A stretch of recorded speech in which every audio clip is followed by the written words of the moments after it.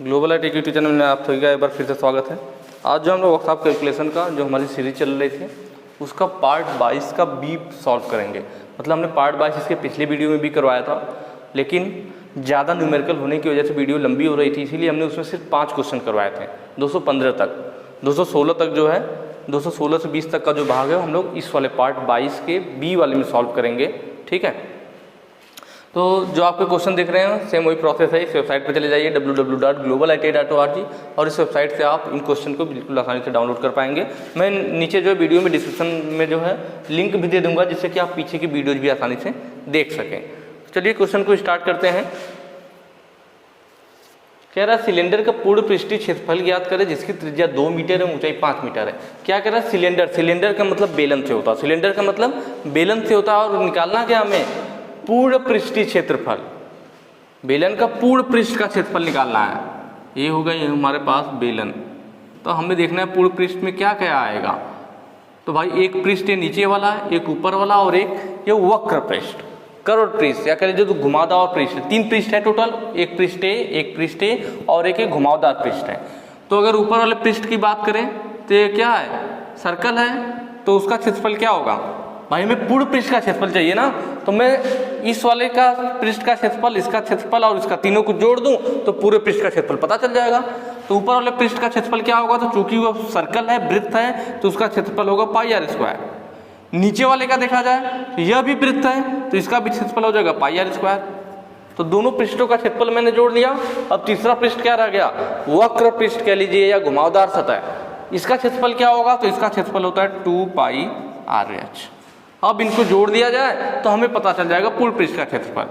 πr² 2πr² plus 2πrh, दोनों में common क्या है 2πr कॉमन है, 2πr बाहर ले लेंगे, अंदर बचेगा यहाँ पे r प्लस यहाँ पे क्या बचेगा h बचेगा। तो ये फार्मूला निकल गया हमारा संपूर्ण पृष्ठ के क्षेत्रफल का। तो अब हम उसी पे यहाँ सॉल्व कर लेंगे। संपूर्ण पृष्ठ कहिए या पूर्ण पृष्ठ कहिए, पूर्ण पृष्ठ का क्षेत्रफल किसका, बेलन का। क्या फार्मूला आया 2πr ब्रैकेट में h प्लस r कहिए या r प्लस h कहिए, एक ही बात है। 2 × 3.14 इंटू r की वैल्यू कितनी है, यहाँ दे रखा त्रिज्या 2 मीटर है, 2 रख लेंगे ब्रैकेट में। त्रिज्या का h ऊंचाई कितना है 5 मीटर है, प्लस त्रिज्या कितनी है 2 मीटर है, रख लिया हमने। यहाँ देखते हैं 2 दूना 4 गुणे 3.14, यहाँ पे अंदर क्या हो जाएगा 5 2 7 हो जाएगा ब्रैकेट में। भाई इसका भी मतलब मल्टीप्लाई हुआ ब्रैकेट से मतलब। चलिए बारी से गुणा कर लेते हैं। 4 गुणे पहले इसका ही कर लिया जाए, 7 चौक 28 को 8 हासिल आया 2, 7 एकम 7 2 9 7 त्रिके 21, कितने 2 अंक पे दशमलव, 2 अंक पे दशमलव लग गया। अब 4 का मल्टीप्लाई कर लीजिए, 4 8 32 को 2 हासिल आया 3, 4 9 36 3 39 हासिल आया 3, 4 एकम 4 3 7 और 4 दूना 8 87.92। अब यहाँ देखिए मैंने आपको बताया था कि जब भी दशमलव के बाद की संख्या अगर 5 या 5 से अधिक है तो हम जस्ट आगे वाली संख्या ले लेते हैं, 88 ले लेंगे। और अगर एक दशमलव के बाद की संख्या 5 से कम होती तो हम यही संख्या लिखते जो लिखा हुआ है। तो यहाँ दशमलव के बाद की संख्या 5 से अधिक है तो यहाँ पे हम इसको ले सकते हैं 88, और चूंकि सभी क्या है मीटर में थे तो मीटर स्क्वायर या फिर स्क्वायर मीटर का ही एक ही बात है। तो ऑप्शन देख लीजिए, ऑप्शन बी है जो आपका सही हो जाएगा 88 स्क्वायर मीटर। सब फार्मूले का कमाल है, फार्मूला याद रहेगा, सारे क्वेश्चन आसानी से सॉल्व होंगे।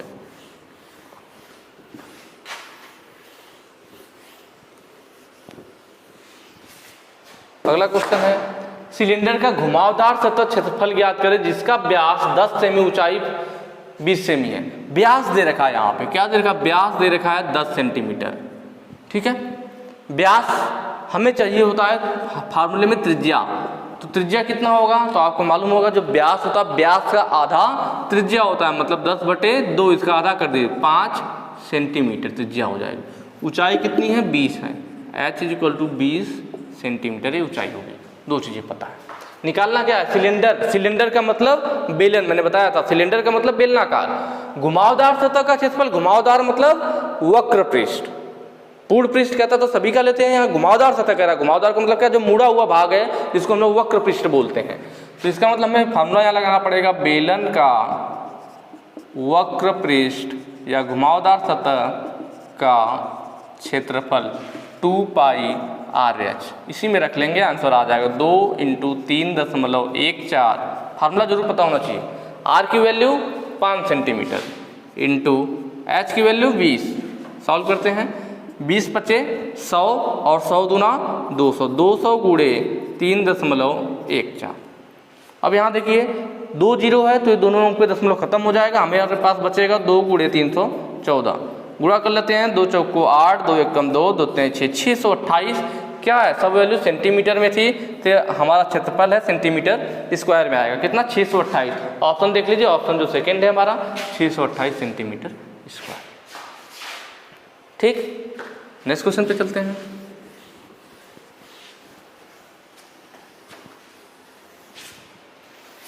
ये तो काफ़ी आसान क्वेश्चन है, ध्यान से देखिए। कह रहा है कि इस ऑब्जेक्ट का नाम क्या है, जो फिगर में दिखा रखा है, यह क्या चीज़ है पूछ रहा है। देखिए कंप्लीट फिगर को देखिए क्या है। अगर हम अभी इसको भूल जाएं तो यह पूरा बना हुआ है क्या, एक शंकु की आकृति का, ऐसा बना हुआ शंकु। लेकिन ये क्वेश्चन में दिखाना चाह रहा है कि यहीं तक पूर्ण है। यह देखिए ऊपर डॉटेड लाइन है, डॉटेड लाइन है।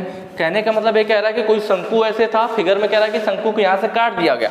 जब शंकु को मैं यहाँ से काट दूंगा तो ऊपर आकृति कैसी बन जाएगी, ऐसी बन जाएगी, और यह वाला हिस्सा कट के निकल जाएगा। शंकु को हमने ऊपर से क्या किया, काट दिया, ये वाला हिस्सा काट के निकाल दिया, तब यह ऐसी आकृति बन जाती है। तो यह क्या कहलाता है, तो इसको कहते हैं छिन्नक। छिन्नक मतलब फ्रस्टम, क्या बोला जाता है, फ्रस्टम, छिन्नक। लेकिन किसका छिन्नक है, यहाँ दिया ना त्रिभुजाकार प्रिज्म, ये तो होगा नहीं। एक पिरामिड का छिन्नक, कोन का छिन्नक, किसका छिन्नक है। तो अब देखिए किसको काट के बनाया गया, शंकु को ना। और शंकु को क्या कहते हैं, कोन कहते हैं। कोन का मतलब होता है शंकु। हमने शंकु को जब ऊपर से काटा तो यह वाली आकृति बनी जिसको छिन्नक कहते हैं, फ्रस्टम कहते हैं। किसको काटने पे बना, शंकु को काटने पे बना। तभी तो आपकी बाल्टी इसी आकृति होती है ना, बाल्टी आपका एक छिन्नक का आकृति होता है, यही आकृति होती है। तो कैसे बनता है, शंकु को जब ऊपर से कुछ दूरी पर काट दिया जाता है तो जो आकृति हमें मिलती है वही छिन्नक होता है, जिसे फ्रस्टम आप कोन कहते हैं। मतलब शंकु का छिन्नक, क्या कहते हैं, फ्रस्टम आप कोन, शंकु का छिन्नक। तो वही चीज कह रहा है कि कोन का छिन्नक, कोन का मतलब शंकु। तो ऑप्शन थर्ड हमारा सही हो जाएगा कि जो फिगर में दिखा रखा है वह छिन्नक तो है, फ्रस्टम तो है, लेकिन किसका है, कोन का है, शंकु का है, क्योंकि उसे काटने पर यह बना हुआ है।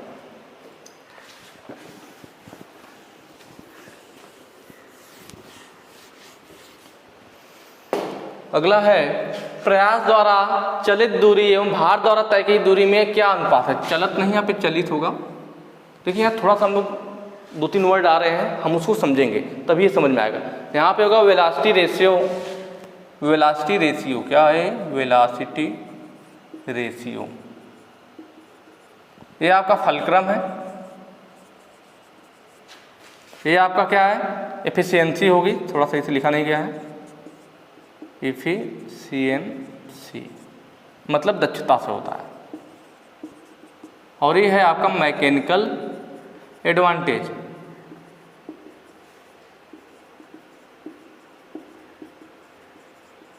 ठीक है, यांत्रिक लाभ, क्या बोलते हैं इसको, यांत्रिक लाभ। यह वेलोसिटी रेशियो होता है, वेग अनुपात, क्या कहते हैं, वेग अनुपात।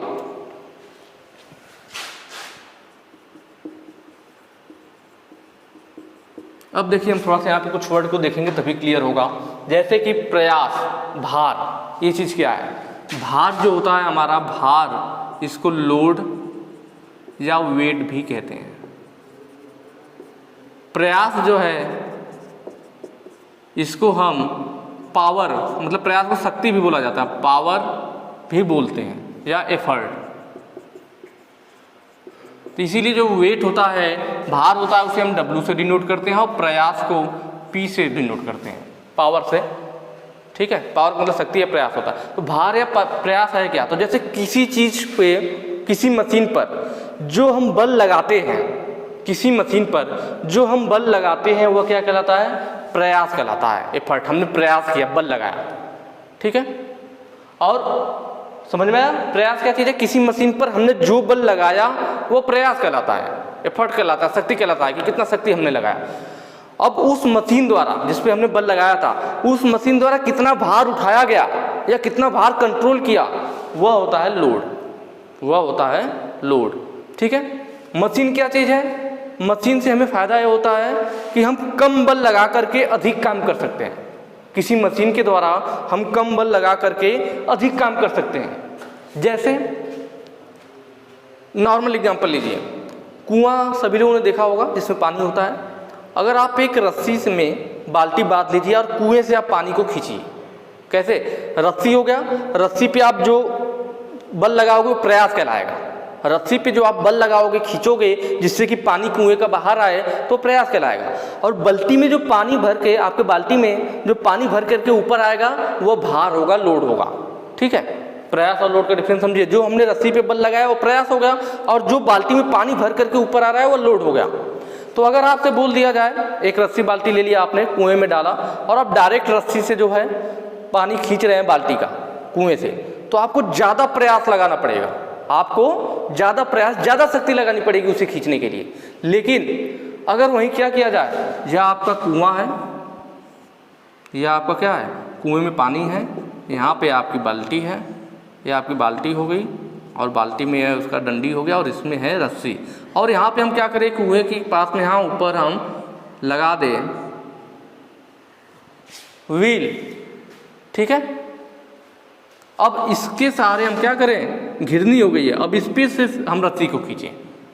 यहाँ पे हमने क्या लगा दिया, घिरनी लगा दिया या व्हील कह लीजिए। तो अब जब इसके माध्यम से हम रस्सी को खींचेंगे तो काफ़ी आसानी से बाल्टी बाहर आ जाएगी। अगर आप डायरेक्ट क्या करते, डायरेक्ट डुबोते और हाथ से जब खींचते तो आपको ज़्यादा शक्ति, ज़्यादा पावर लगाना पड़ता। लेकिन वहीं पे जब हम यह व्हील या फिर जो हमारी घिरनी है इसको लगा देते हैं और इस पे अब रस्सी को लपेट करके खींचते हैं तो काफ़ी आसानी से हमारा पानी बाहर आ जाता है, कम बल लगा करके। इसका मतलब यह बीच में जो घिरनी आई है, क्या किया, यही है जो हमारा मशीन का काम किया। इसने हमारा काम आसान कर दिया। अब हम कम बल लगा कर ही ज़्यादा पानी ले पा रहे हैं। पहले हमें ज़्यादा बल लगाना पड़ रहा था जब ये हमारे पास मशीन नहीं थी। तो यही मशीन का काम है जिसकी वजह से हम कम बल लगा करके ज़्यादा काम कर पाते हैं। ठीक है, तो ये तो हो गया भार और प्रयास की बात। तो यहाँ पे जो ये रस्सी पे हमने बल लगाया, जो रस्सी को हमने खींचा, तो इस पे हमने क्या लगाया, प्रयास लगाया, एफर्ट लगाया। तो इसीलिए इसको पी बोलेंगे, प्रयास या शक्ति लगाया हमने। और ये जो बाल्टी का पानी आ रहा है यहाँ पे क्या है, यहाँ पे हमारा वेट है, डब्ल्यू से दिखाएंगे, ये हमारा क्या है, भार है। ये चीज़ है। मैकेनिकल एडवांटेज क्या होता है? मैकेनिकल एडवांटेज से मतलब यांत्रिक लाभ, मतलब मशीन के द्वारा जो हमें लाभ हुआ। ठीक है, तो इसका फार्मूला होता है आपका मैकेनिकल एडवांटेज, एमए से दिखा देते हैं। Mechanical advantage is equal to होता है डब्ल्यू अपान पी। डब्ल्यू का मतलब भार और पी का मतलब प्रयास। मतलब आप कह सकते हैं उठाया गया भार है मशीन के द्वारा, किसके द्वारा उठाया गया, या क्या है, भार है, डब्ल्यू जो है मशीन के द्वारा उठाया गया भार, और लगाई गई शक्ति, हमारे द्वारा लगाई गई शक्ति, लगाई गई शक्ति, इन्हीं दोनों का लगाया गया प्रयास जो है, लगाई गई शक्ति, हमने कितना प्रयास है, कितना शक्ति लगाया और कितना भार उठा, इन दोनों का अनुपात ही क्या होता है, मैकेनिकल एडवांटेज होता। मैकेनिकल एडवांटेज हमेशा एक से अधिक होता है। क्यों? क्योंकि आपको मालूम है आप कम शक्ति लगाओगे, आप शक्ति कम लगाओगे और हम भार ज़्यादा उठा लेते हैं, किसकी वजह से, मशीन की वजह से। तो भार का मान हमेशा ज़्यादा रहेगा और शक्ति हमें कम लगानी पड़ेगी। तो जब ऊपर का मान ज़्यादा नीचे का कम, तो जब भी आप भाग देंगे तो आपका मान जो है एक से ज़्यादा आएगा। इसीलिए बोलते हैं कि मैकेनिकल एडवांटेज हमेशा एक से ज़्यादा आता है। ठीक है, तो ये हो गया हमारा मैकेनिकल एडवांटेज, बताइए भार और प्रयास में जो अनुपात होता है। और वेलोसिटी रेशियो क्या होता है? वेलोसिटी रेशियो वीआर से दिखा सकते हैं। वेलोसिटी रेशियो बराबर होता है, इसमें जस्ट इसका उल्टा हो जाता है, प्रयास द्वारा चलित दूरी, प्रयास मतलब P द्वारा चलित दूरी बटे भार द्वारा चलित दूरी। भार का मतलब W द्वारा चलित दूरी। प्रयास द्वारा चलित दूरी को कैपिटल डी से दिखाते हैं और भार द्वारा चलित दूरी को स्मॉल डी से। इसलिए कभी कभी वेलोसिटी रेशियो बराबर डायरेक्ट लिख देता है D by D. Capital D मतलब प्रयास द्वारा चलित दूरी, भार द्वारा चलित। देख रहे दोनों उल्टा है। Mechanical advantage W by P था, जबकि वेलोसिटी रेशियो में क्या P बाई W एक तरह से, मतलब प्रयास द्वारा चली गई दूरी, कि जब हमने प्रयास लगाया, शक्ति लगाया, तब कितनी दूरी चला और उसकी वजह से भार कितनी दूरी हमारा चला। ठीक है। तो इन दोनों का जो अनुपात होता है वह कहलाता है वेलोसिटी रेशियो। और क्वेश्चन में पूछा भी था, प्रयास द्वारा चलित दूरी एवं भार द्वारा तय की गई दूरी, दोनों का अनुपात क्या है? वेलोसिटी रेशियो है। अगर सिर्फ और सिर्फ पूछता भार और प्रयास का अनुपात क्या है, तब होता है हमारा मैकेनिकल एडवांटेज। देखिए पूछ रहा था प्रयास द्वारा चलित दूरी बटे भार द्वारा चलित दूरी, तो यह क्या हो जाएगा? हमारा वेलोसिटी रेशियो हो जाएगा।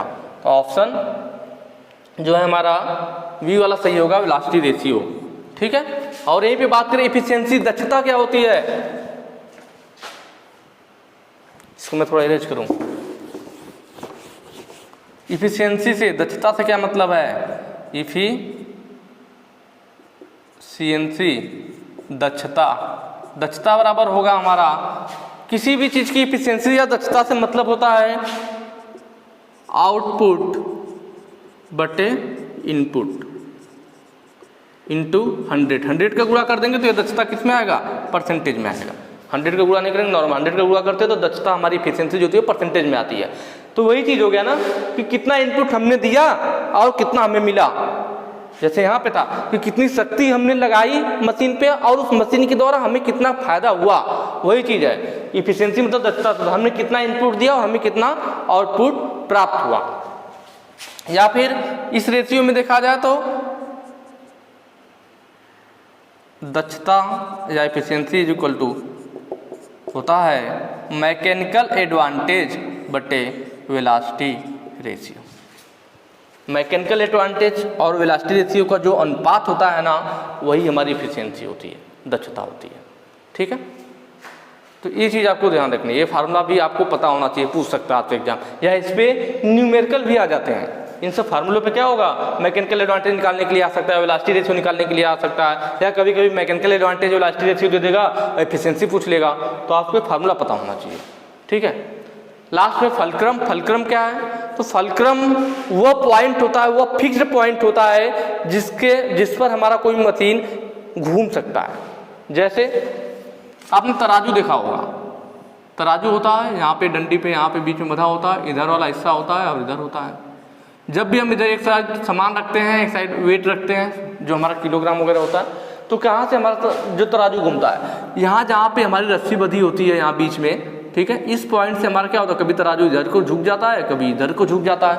तो कहाँ से घूम रहा है? इस पॉइंट पे घूम रहा है। तो यही पॉइंट क्या कहलाता है? जहाँ पर वो आसानी से घूम सकता है, वही उसका फलक्रम कहलाता है, या आलम्ब बोलते हैं हिंदी में। क्या बोलते हैं? आलम्ब। तो जिस पॉइंट पर वह आसानी से घूम सकता है वही उसका फलक्रम या आलम्ब होता है, वह पॉइंट फिक्स्ड होता है। ठीक है। तो ये चीज़ फलक्रम। तो इसमें समझ में आया होगा सारे वर्ड का क्या मतलब था। इसमें थोड़ा सा टाइम लग गया क्योंकि ये थोड़ी नई चीज़ थी, इसलिए मैंने सोचा थोड़ा डिटेल में बता देते हैं जिससे आपको ऑप्शन या क्वेश्चन रटना ना पड़े, थोड़ा समझ में आए। ठीक है। सारे फार्मूला नोट जरूर कीजिएगा।